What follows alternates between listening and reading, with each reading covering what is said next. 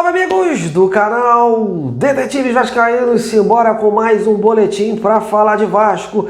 Nesta terça-feira o Vascão que está se preparando para o duelo tratado como uma verdadeira final diante do Botafogo pela Copa do Brasil na próxima quinta-feira. O time tem definições a caminho e o Fernando Diniz praticamente bateu o martelo em relação à formação que vai trazer a campo para esse confronto. Por outro lado, o técnico também já está de olho no jogo contra o Ceará no próximo domingo, porque será obrigado a fazer mudanças nesse time. Será que os reforços poderão ter chance de serem colocados em campo nesses dois jogos?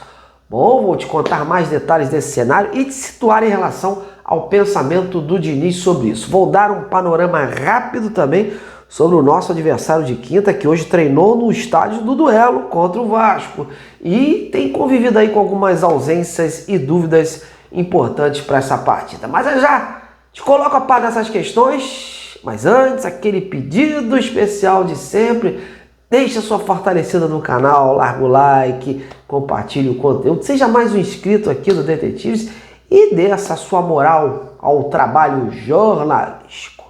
Bom galera, bora falar de Vasco. Amanhã o time realiza aí o seu último treino a pronto, visando o duelo de quinta-feira diante do Botafogo no Engenhão. E olha, a tendência de que não haja mistérios, viu? Se o Diniz manter a lógica dos seus treinos que vem fazendo, vai repetir a base do que jogou a primeira partida, apenas com duas mudanças. Ou melhor, duas voltas de jogadores que eram os titulares absolutos aí da posição. Paulo Henrique e o Tietê. No primeiro jogo, o Pumita e o Jair atuaram nos seus respectivos lugares.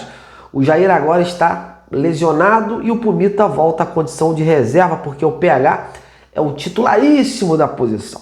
O jogador já retornou aos treinos, como eu antecipei desde sábado, mas vem também fazendo outros trabalhos auxiliares, né, para que não haja uma sobrecarga muito grande nessa sua volta. O mesmo acontece com o volante Tietê. Ambos tiveram aí o edema na coxa e vem se tratando sobre essa questão. Até porque tratamento de coxa, meus amigos, olha, é preciso ter muito cuidado para não correr o risco a ficar de fora, né, por muito mais tempo. E o Vasco vai precisar dessas peças a partir de agora, já que pega uma sequência pesada, uma sequência importante pela frente. Terá aí o seu destino traçado na Copa do Brasil nesta quinta-feira e a partir do domingo joga sua sobrevivência no Brasileirão diante do Ceará. Em seguida só pedreira como Flamengo, Bahia, Cruzeiro, Palmeiras. Será um setembro aí decisivo. Ainda falando sobre voltas e possíveis ausências, além dos retornos do PH e do Tietê e do Paulinho, o Vasco corre o risco de ficar sem o Thiago Mendes entre os relacionados. O jogador segue de fora por conta de um problema no seu tornozelo, não retornou aí às atividades por completo. Se não treinar de forma absoluta amanhã, dificilmente será relacionado. Ele que seria um reserva aí imediato do Tietê, apesar que hoje o Matheus Carvalho aparece muito mais em sua frente por conta da sequência de treinos que ele tem feito. Inclusive, entrou no último jogo, no lugar do Jair, né? Naquele jogo que ele saiu, teve aquela lesão séria contra o Sport. Enfim, meus amigos, o time base que o Diniz deve confirmar amanhã no último treino deve ser o Léo Jardim,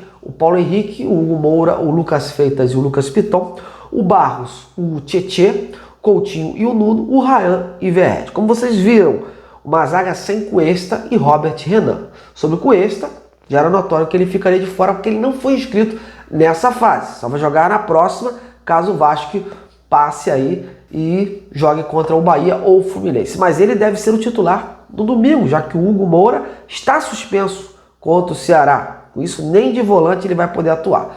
Já sobre o Robert Renan, eu já vinha cantando essa pedra aqui desde semana passada. Enquanto muitos afirmavam que o Renan faria a sua estreia, eu já o tratava aí como um reserva. O Diniz não vai colocar um jogador, meus amigos, que está há muito tempo parado numa partida decisiva de Copa, a menos que haja uma contusão ali inicial e ele seja obrigado a colocar o jogador. Além disso, o Lucas Freitas subiu muito do conceito do treinador por conta das suas últimas atuações. Então, para esse jogo, pelo menos ele será mantido. Quanto o Ceará, dependendo do seu nível de atuação, pode ficar até a dúvida, mas eu acho que o Robert Renan terá que mostrar muito serviço, muita qualidade para mudar esse pensamento aí recente do Fernando Diniz, que por hora prefere manter o Lucas Freitas como titular da posição pelo lado esquerdo. O Diniz, aliás, que espera um Vasco mais assertivo, mais leve em campo e letal, criando oportunidades e buscando não desperdiçá-las em sua totalidade.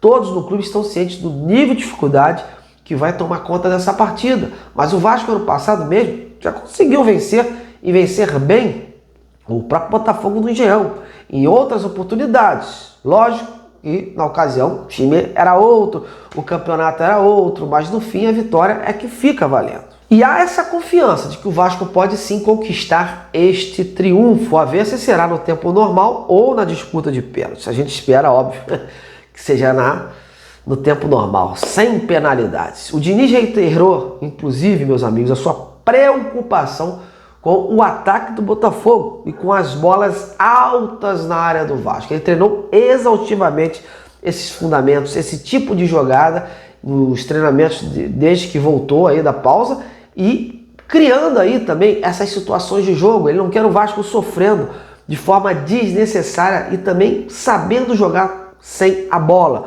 Há um entendimento de que o time que tiver mais fôlego vai se sobressair nesta decisão e de que é um jogo que pode aí ser definido nos pequenos detalhes.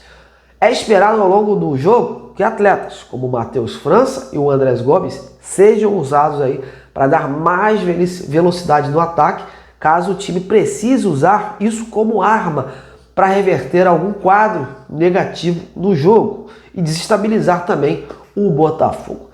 E você, acha que esse time que o Diniz deve trazer a campo, como eu relatei, é o melhor mesmo para pegar o Botafogo? Faria alguma mudança? Bora comentar e participar que eu vou interagir com vocês. Bom, antes da gente encerrar, uma pincelada rapidinho no nosso adversário no Botafogo, adversário de quinta, e as notícias que chegam de lá é que o time treinou hoje no palco da partida, o Engenhão, seguem focados ali em conseguir o resultado contra o Vasco, fazer o tal dever de casa, mas há ausências e dúvidas importantes para essa partida. Uma ausência certa é do Cuiabano, lateral, que não poderá ser relacionado, mesmo tendo atuado pelo Botafogo na Copa do Brasil. Ele chegou a ser negociado para um clube inglês e retornou. Com isso, teve que ser registrado novamente no BID e teria que ser inscrito na competição, de novo. Em relação a dúvidas, o volante Danilo é uma delas. Ele ficou de fora dos últimos treinos do Botafogo e, para ser relacionado, precisa treinar amanhã para ter boas condições de estar apto para o duelo. Mas todos no Botafogo ainda aguardam esse jogador que faz parte da espinha dorsal do seu treinador. E, por fim, o lateral, o Vitinho, ainda é uma incógnita, né? Ele está atuando agora, hoje, pela seleção brasileira, lá na Bolívia, como titular da posição. Porém, o jogo é na altitude.